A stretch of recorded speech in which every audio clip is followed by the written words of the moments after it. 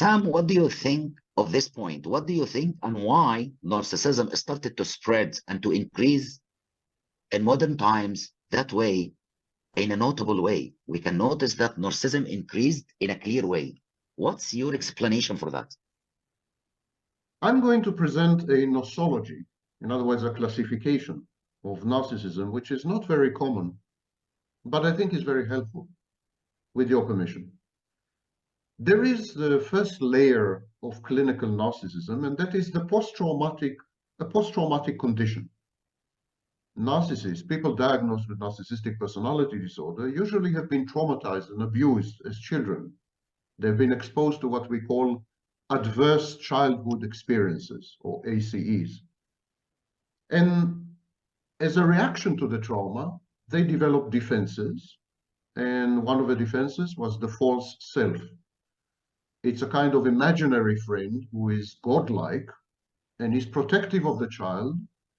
And that imaginary friend has all the properties the child does not possess and wish it had possessed.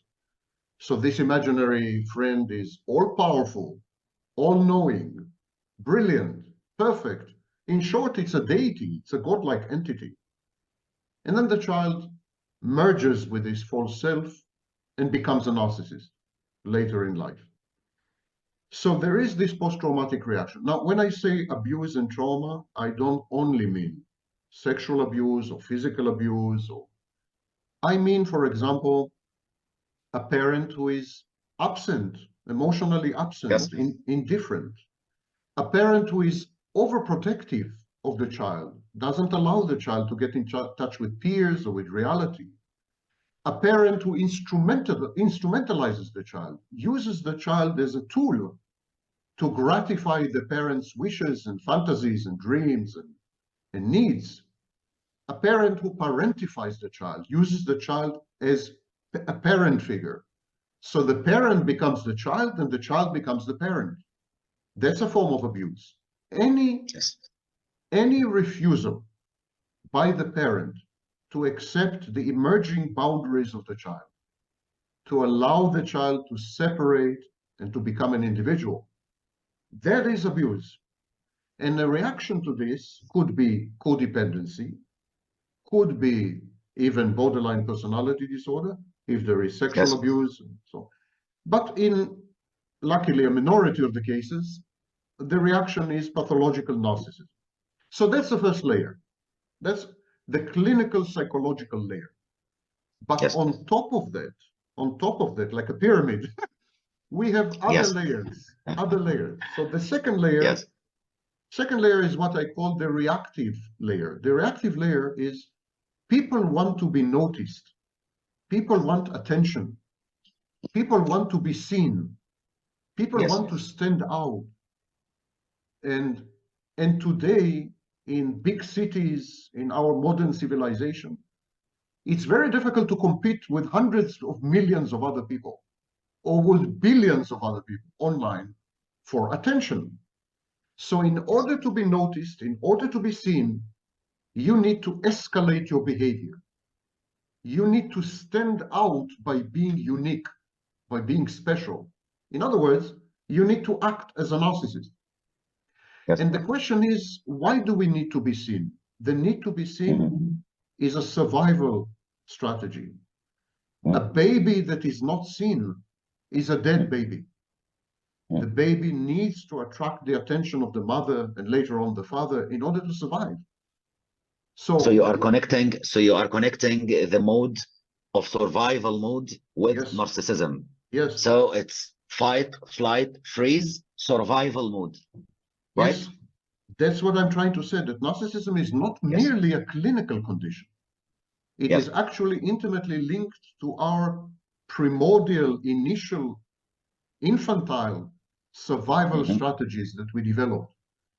As a baby tries to attract mother's attention, we as adults are trying to attract other people's attention, because to not have any attention whatsoever is to feel dead, to experience death by proxy.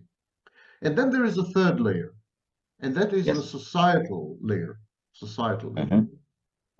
Our modern civilization is highly narcissistic. It rewards narcissistic motivations and narcissistic behaviors. If you're ambitious, if you're ruthless, if you're defiant, if you are driven, then you become Elon Musk, you become Donald Trump. Yes. Society rewards these behaviors, which are essentially narcissistic behaviors. So society is structured in a way that narcissists rise to the top. And in order to accomplish things in life, you need to be more and more and more narcissistic. And the irony is that this is conformity. As we become more conforming, we want to belong. Yes, we want to belong, we want to be accepted, we want to be part of a group, we want to interact with other people, even if only digitally. We want an affiliation, an identity, and this is what we call identity politics. Yes. So today, identity is intimately linked and inextricably linked to narcissistic behaviors and to narcissistic motivations and to narcissistic psychodynamics. So if you look at the big picture, you have a clinical condition, then you have a survival strategy, and then you have a society that rewards you, that encourages you to be a narcissist. It is a miracle that we don't have many more narcissists than we do.